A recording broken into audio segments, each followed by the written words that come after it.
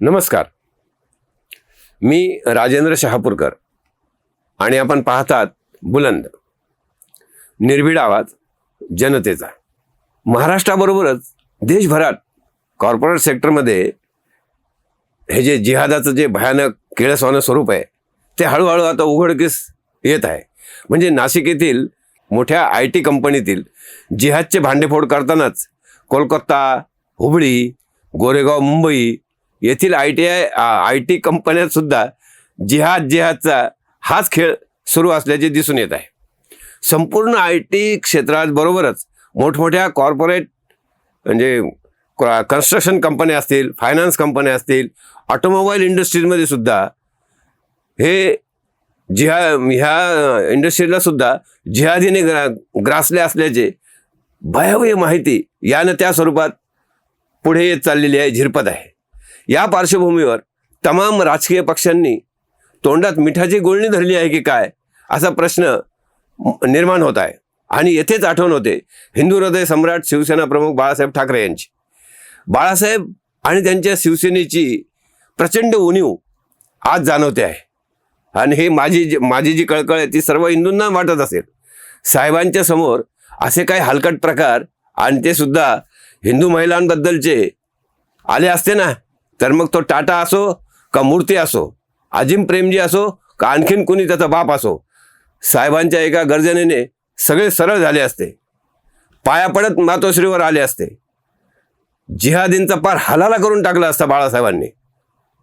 पण आज साहेबांचा वारसा सांगणारे तोंडात काय कोंबून बसले आहेत तेच कळायला मार्ग नाही.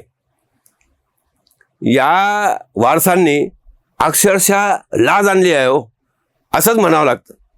म्हणजे कल्याण डोंबिवली निवडणुकीच्या निमित्तानं म्हणजे साधारणतः 2000-2001च्या दरम्यान उद्धवजींकडे शिवसेनेची धुरा आली.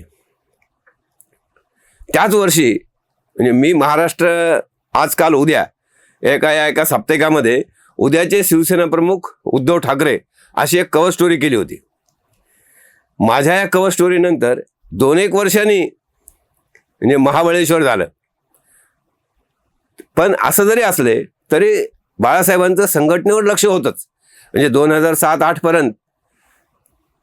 मग नंतर त्यांनी हळूहळू दैनंदिन घडामोडीपासून स्वतःला अलिप्त केलं.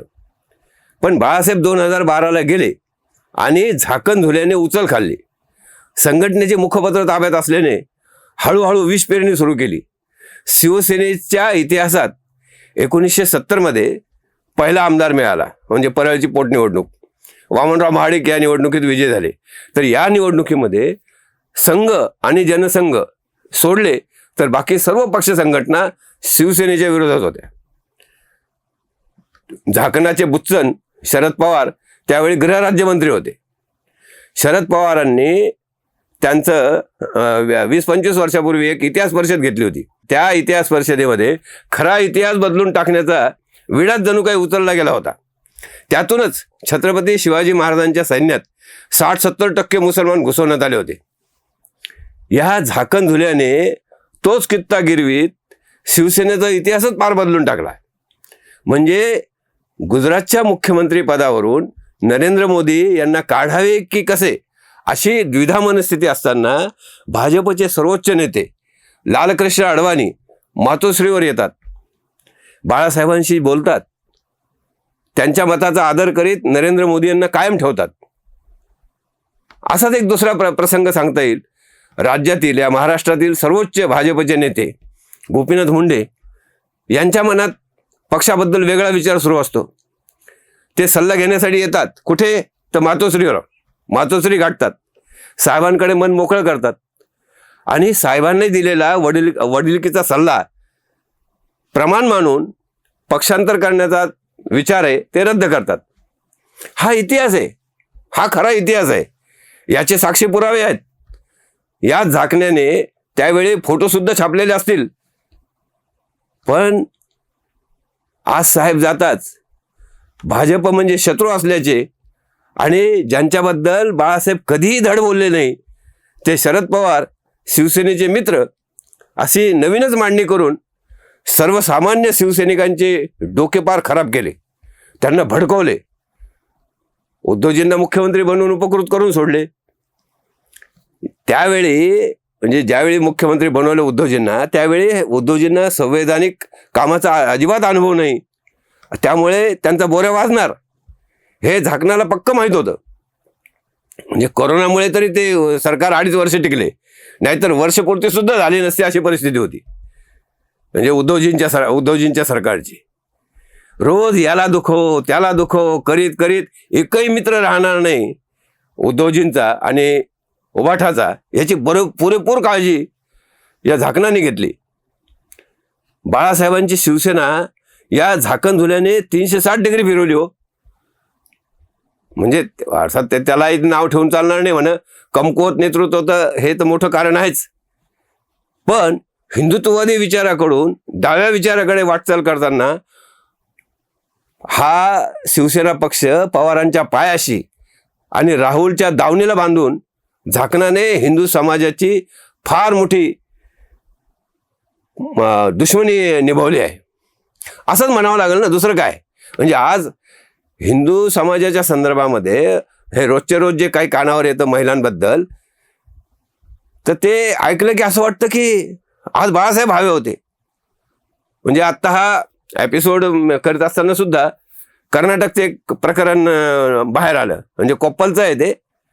या प्रकरणात एक मुस्तफा खादरी कोणतरी आहे, हा मुसलमान, तर तो एका हिंदू नर्स बरोबर पकडला गेला. स्थानिक हिंदू लोकांनी त्याला फटकारलं, तर तेव्हा त्याचा मोबाईल हिसकावून घेतला गेला.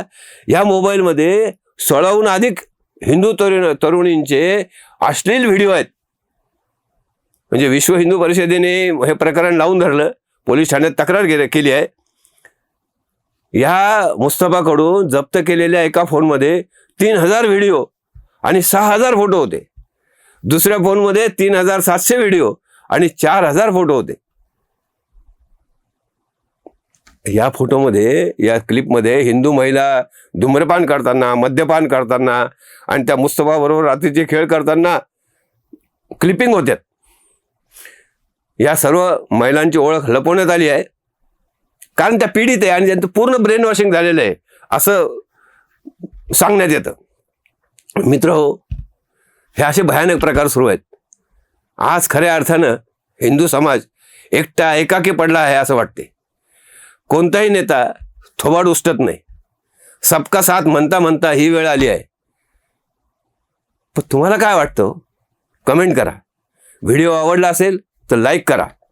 माझ्या म्हणण्यात तथ्य वाटत असेल तर शेअर करा. आणि असेच थेट खणखणीत विश्लेषण ऐकायचे असेल तर चॅनलला बुलंद करा. तूर्त इतकेच. पुन्हा भेटू. धन्यवाद.